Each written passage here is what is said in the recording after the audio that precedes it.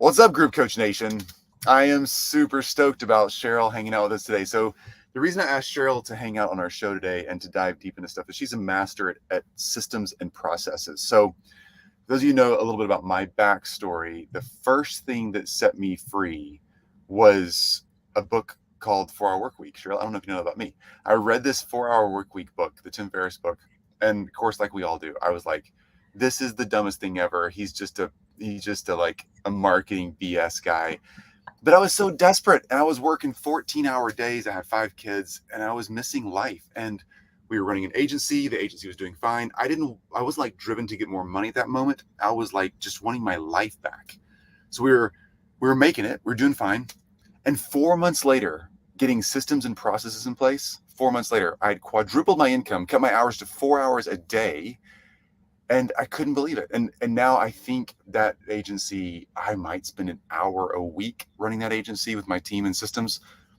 Like, I am in love with the stuff that you do, because for any of us who've already like figured out how to make it in business, that typically means we've grown and it's worked, but we're at capacity and now we're the bottleneck. And that's your zone of genius. So I'm super stoked to talk about lots of things, including that and guesting and hosting, because that's its own system of lead gen and getting your voice out there, right? It's all a system. Yeah, Chris, so great to be here with you. I agree. I think speaking is a system, and we're going to talk about that. Where should you start? Should you be a guest? Should you be a host? Should you be both? What would you start with, et cetera? We will dial that in for you today. But I really see a lot of these things as systems. And I think that's because of where I came from in broadcasting. I was a TV broadcaster for many, many years. And what allows a huge media conglomeration to be able to run efficiently and on time and on schedule and to deadline is through systems. So a lot of those things came into play and really informed how I do things. And listen, I haven't done everything right. I've learned along the path as well. But when you start to realize and see things in a different way, and you, as you do, see them as systems and processes, that's when things really can start opening up for you if you're looking to grow your business. Oh my gosh. I wish I learned that earlier. Oh my gosh, I wish I had. Okay, so let's dive into lots of systems. But first, I understand that you are a fluent speaker of the French language, which, by the way, I'm like in the middle of the Count of Monte Cristo, the book, an Audible book version, and it's freaking so good. Love the accents. Why did you grow up in France or Canada? Like, where? What is this from? I am Canadian, so I grew up in northern Ontario, Timmins, Ontario, which is a mining town in the if you look at a map, it's way up in the north. It's where Shania Twain, the country singer, is from. And it's predominantly French, I would say. It's French Canadian, maybe half and half. And I went to an all French school. So the only, I did speak English at home, but I learned French from a very early age. And I was bilingual really from the first grade. No way. That's so cool. Yeah. And you are a huge fan of Prince, as in not Harry, but as in the musician, right? Right. I respect to Prince Harry, but I am a huge Prince fan. Yes, the rock star with the boots and the heels and the purple and all that. Yes. Fun Heck story, yeah. Chris. I danced on stage with Prince at a sold out concert in Toronto in 2004. Somehow got myself up on stage. I don't know how I did it. Probably willed it to be, manifested it. And there I was in front of a sold out crowd dancing. Like he was literally right next to me. It was the most surreal thing ever. And it was phenomenal. That is so cool. I'm like, there's no freaking way. I'd be so embarrassed. That's Oh, so I was great. probably embarrassed because do you think I can dance like Prince? No, no, I cannot. Yes.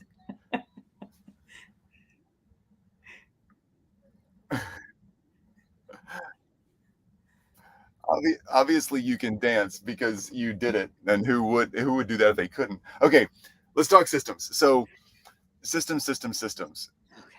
When we're like, let's kind of make a break here, because I know you specialize in working with people who are like just past that stage of really getting their self figured out. Like you're working with people who are really getting past that 6-figure point, not the beginners, not the startups.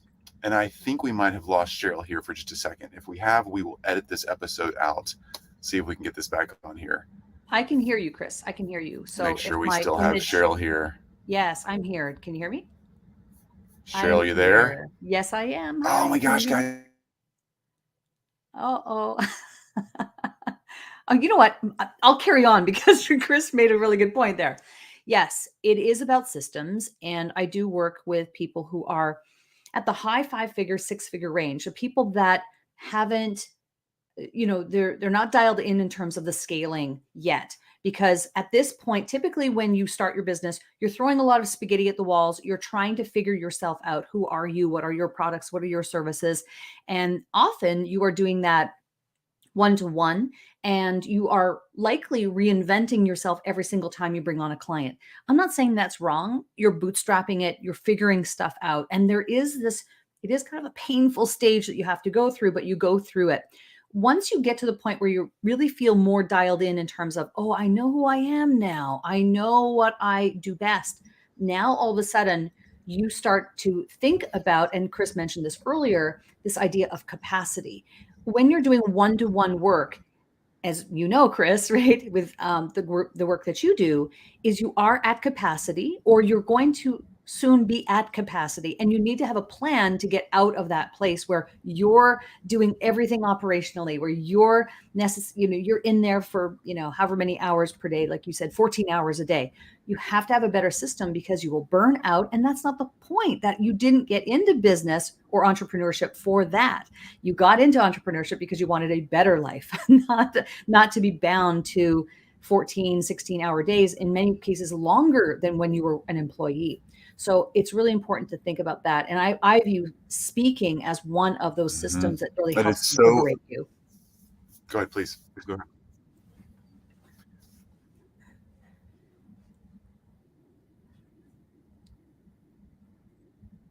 Yeah. What do you do? Okay, let's talk ghosting, guesting or hosting. And then I'm going to come back to like deep system work for those of us who are like already past the startup phase and really trying to like dial in, how do I free myself from being the bottleneck? But first up, do you think guesting or hosting is better when you're starting out? I'm going to kind of go through phases. If you're brand new, getting your voice out there, guesting or hosting? Guesting when you're first starting out, because you need to practice. You need to figure out your messaging. And the best place to practice is to be a guest on other people's shows, especially interview-based, programs like a podcast, for example, because you don't have to have a script per se. All you need to do is be able to answer questions about your area of expertise. And likely you have that because you wouldn't have started your business if you didn't have some area of expertise already. And so it can be a fertile ground by which to practice how you're expressing ideas, and also getting feedback from the host, or in some cases, other people who might be on that live stream or commenting in the comments, whatever. So I think that when you're first starting out, you definitely want to be guesting on other people's shows, podcasts, summits, conferences, seminars, in person, offline, online, like anywhere that you can speak, you need to be speaking. I think that when you're first starting out, that's the best thing that you can do, because you need to be known for something, and you also need to get your own message practiced in front of people. I completely agree. And let's be honest, having your own show is a lot of work. And quite frankly, you should be doing work that generates revenue, and starting your first show is not going to generate you revenue. So yeah, don't do that first. It's like having a neighbor with a pool or a boat. Get a pool or a boat with a neighbor first, and then build your own later. Right. Well, Chris, I think that the way that I see, let's say, podcasts as one of the systems that I teach to use as an organic marketing strategy, especially when you're selling high ticket things. Podcasting can be a great thing to do, right? I take a different approach to podcasting than most, in that I do believe you can be profitable with a podcast if you think of it differently and use it differently, as a lead generation tool, as a business building, business development tool, rather than waiting for 3 years for your audience to grow and doing it the traditional way, which is to get sponsorships or advertisers. That can happen, but that is a long-term strategy to monetize a show. And so my view is that you would use your show to sell directly your products and services, or to get referrals, or to get more speaking engagements. So that's the flywheel, right? If you're starting out, you definitely want to be guesting on other people's shows. But once you get to the point where you're high 5 figures, 6 figures, and you're looking for an opportunity to scale your business, that's a great time to integrate your own platform within the flywheel, because speaking begets more speaking, and it creates a lot of momentum. Mm-hmm. Yep. So true. Love that. Okay. So that answers my next question. When should you shift to becoming the host? But I think you just answered that question. And it's when you're kind of that second stage of maturity where you're ready to take on the workload, maybe have someone help you with the workload, or pay somebody else to do the workload of having a show. And then you also have, I want to say, more clearly defined your offer and your structure, because having a show requires more definition. And a lot of folks starting out, you're going to swap ideas 3 to 5 times. It's just going to happen. So get ready for the swap, be nimble, and don't anchor yourself too tightly. Yeah. All And I right, think that when you start your own show, you have to think of ways to be efficient in production. So I come from broadcasting. It's all about efficiencies. It's about systems, as I said off the top, and live streaming, multi-streaming, or using tools that allow you to do live to tape, where you can limit the amount of editing required. So you want to limit post-production. When you can limit the amount of post-production, meaning production that happens post-interview, if you're doing a podcast, for example, an interview-based podcast, you want to limit the amount of post-production. Post-production is the part, it's the bottleneck of the system. So having systems and tools that are easy to use and user-friendly allow you to be able to produce the amount of content you want to produce on the schedule that you've committed to yourself to doing, without it taking 10 hours per episode and a team of 8 people. You don't need that, especially if you're scaling from your 6 figures to, let's say, $50,000 or $60,000 months. You can do that with a very lean team with smart technology. Love it. I completely agree. And I see so many people, this is shocking to me, even people who are honestly pretty successful at their coaching or consulting or done for events, whatever they're doing. They're also doing their podcast, and they're still doing their own production work. And they might have their systems dialed in. Maybe it only takes you an hour. But let's face it, folks, if you're doing anything except getting on the camera and doing the show, you're probably wasting your time. Because unless you're in the post-production business or the podcasting business, and that's your jam, you should be doing your highest value work, which isn't post-production. It's whatever your expertise is in.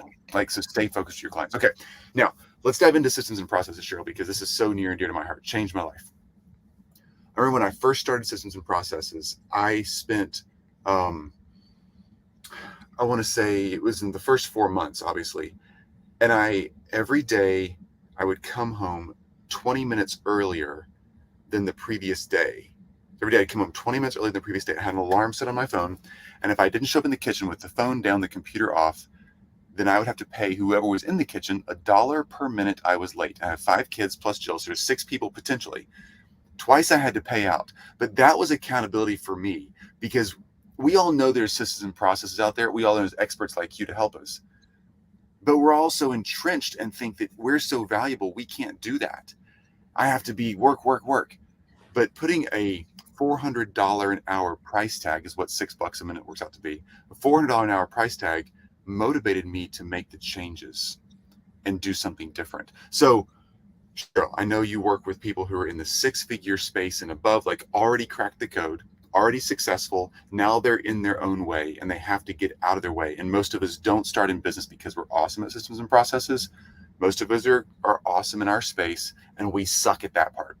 So, what's the go-to? Where do you start first? When you're like, okay, so-and-so, awesome. Glad you're making $250,000 a year.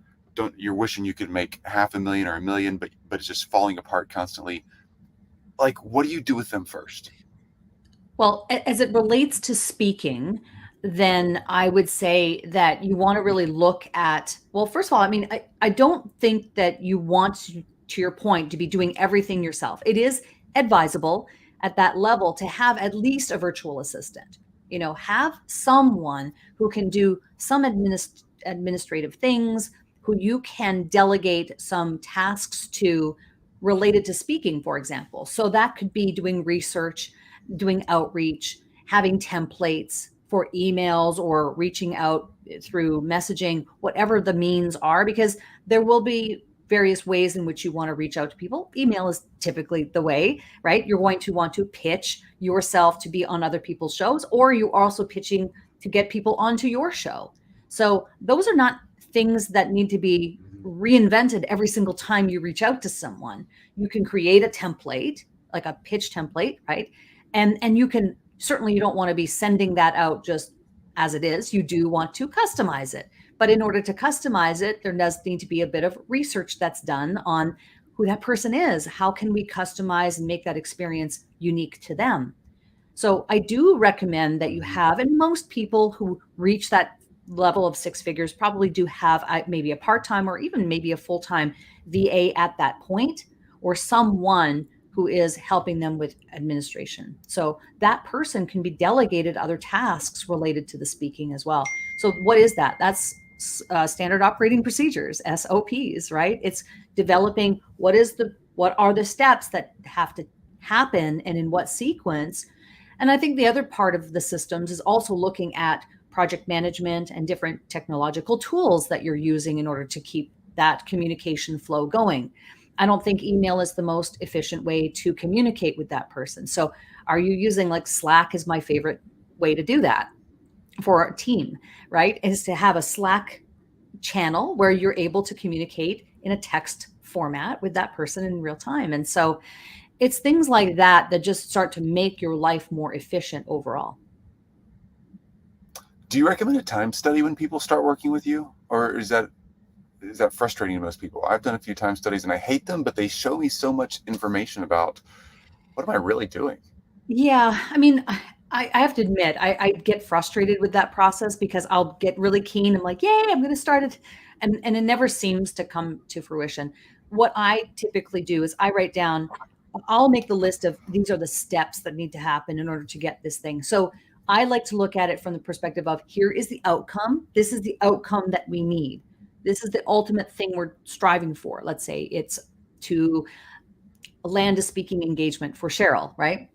If this is the outcome, I would probably go through and say, okay, here are the steps as I see them that need to happen in order for Sheryl to get the speaking engagement. But I also do rely on my team to say, let's look over this. What am I missing? Because I'm not perfect. And they are the people who are going to be actually tasked and delegated to do those things. But they'll often like look through and go, okay, this is great, except this should actually be here. And here's why. Oh yeah, I never really thought of that. That's a great point. So then we move this to this. And then next thing you know, you have a collaborative effect on your SOP, and that everyone has contributed to it. The people who, me or they can look at it and say, okay, these are the steps that need to happen. But yeah, I haven't had a lot of success with the time tracking. I know the philosophy and I get the idea behind it, but I just, it's a struggle for me to write down every single minute of everything that I'm doing. But that's just me.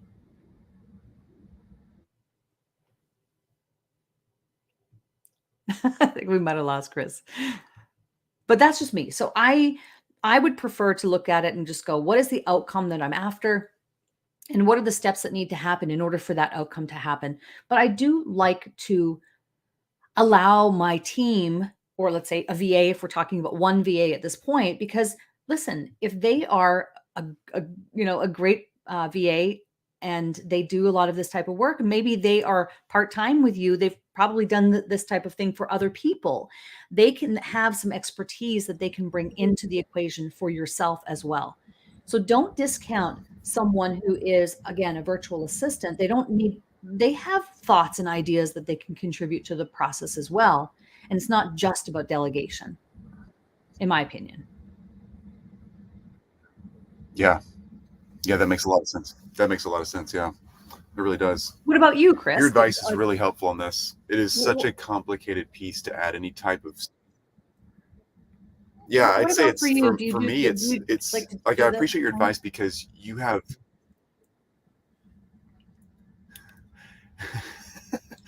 It's funny, Sheryl, I think StreamYard is having issues today. I think that's what's going on.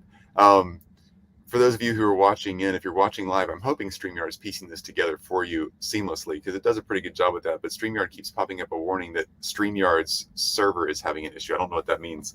But yeah, Sheryl, your advice is perfect down this path. It's complicated to add speaking, guesting, or hosting on any platform into your life as an entrepreneur. And I was able to do that once I already had an existing and mature team. But like when I first did my first podcast, which was not about business, I remember it taking so much time. And I know I lost so much revenue from my other business ventures just focusing on trying to podcast. And that was honestly not a smart choice. I should have had a professional around my life, like teaching me how to do this and clearing the way and getting systems and processes in place to make that happen, so my voice could be heard.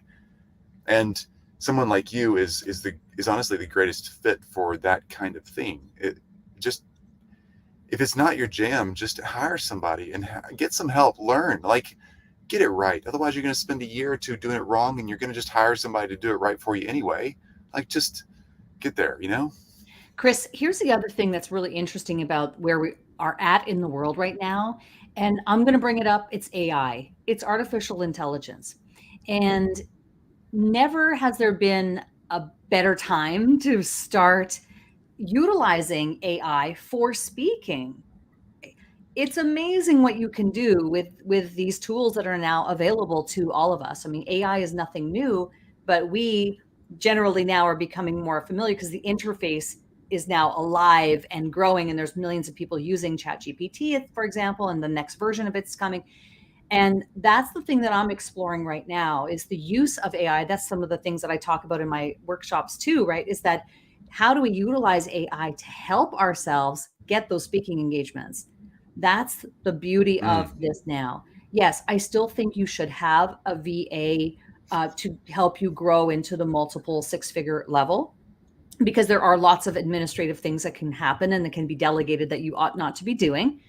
But AI definitely has a place in getting speaking engagements, so guesting, but also as a host.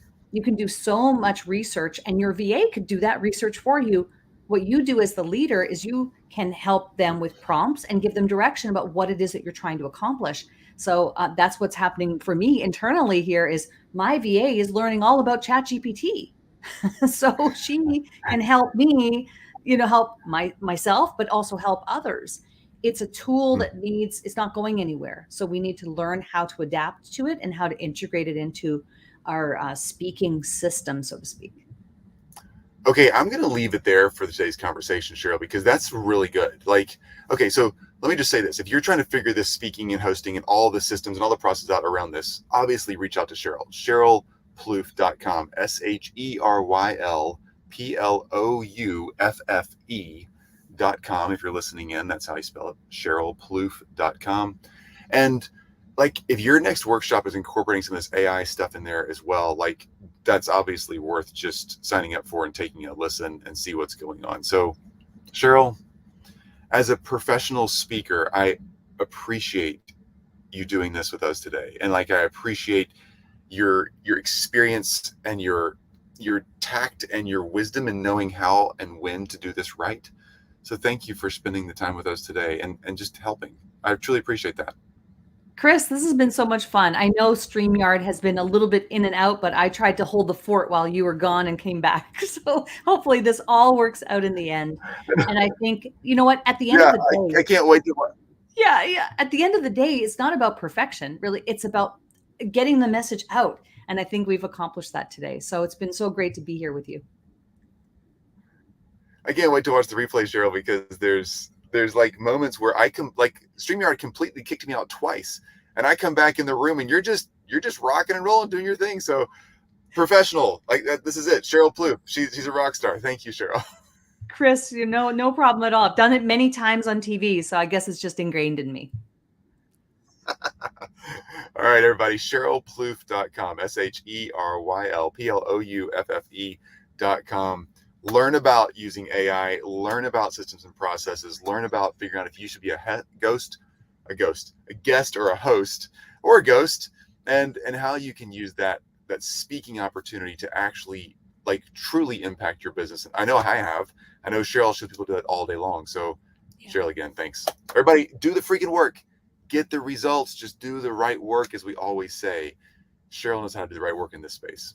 All right. Talk soon, guys.